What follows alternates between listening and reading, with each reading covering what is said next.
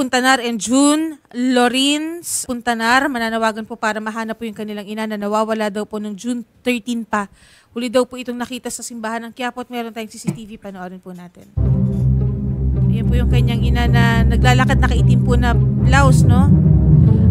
Napaalarma na po ito sa Manila Police District June 15. At ngayon po, pinapaalarma po natin ulit ngayon kay Major Ines. Nasa conference lang po. Ito po yung sa labas ng Quiapo. Yan po si Ma'am Pamela Puntanar na 40 years old. Magandang hapon po. Magandang hapon po. Okay. Sir June Mark at June Lawrence, no? Nung araw po na iyon, no? Ano po yung sinabi ng niyo pong nanay? Saan po siya pupunta? Sa ano po, simbahan lang daw po siya ng Quiapo. Sa simbahan lang. Meron ba siyang imimit after manggaling sa simbahan? Wala ba siyang nasabi? Wala naman na pupuntahan siya after niyang dumaan sa may simbahan? Wala naman po. Ang ano po niya, bibili lang daw po siya ng pendant ng aking father. Okay. Panregalo po sana ng linggo ng Father's Day po. Okay. So si Ma'am Pamela Puntanar, nung araw po na yun ay hindi na nakauwi. Opo. Sinubukan po natin tawagan. Natawagan po ng aking father na pauwi na daw po siya. Tapos nung inantay po namin ng ating gabi na, wala po. Hindi na po siya umuwi hanggang kinabukasan, hanggang ngayon po. Hindi na rin po makontak yung kanya. Hindi na rin po makontak yung cellphone. Patay na rin po yung cellphone niya. Okay.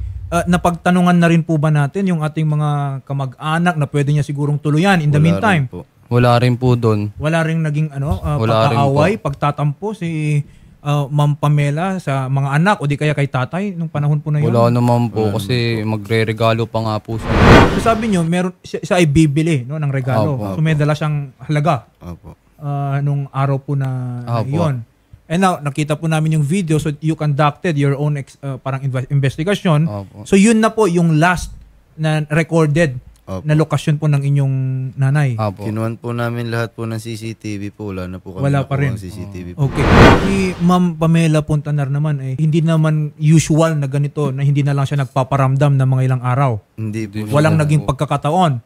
Previously na siya ay naglayans or anything, wala naman po. Wala. So ito po ay kakaiba, no, na pangyayari. Nananawagan po kami sa aming mother na si Pamela Puntanar na sana po kung may makakita po, pagbigay alam po agad sa amin nang hindi na po kami nag-aalala sa mother po namin. Maraming salamat po. Ma, kung nasan ka man, sana nasa mabuting kalagayan ka. Sana makauwi ka na. Kahit mag-chat o tumawag ka sa amin kung okay ka. So sa lahat po ng mga nakakakilala kay Ma'am Pamela Puntanar, 40 years old at yung kanya pong litrato ay naka-flash ngayon sa inyong screen. Huli pong nakita si Ma'am Pamela Puntanar sa may Quiapo Church, Opo.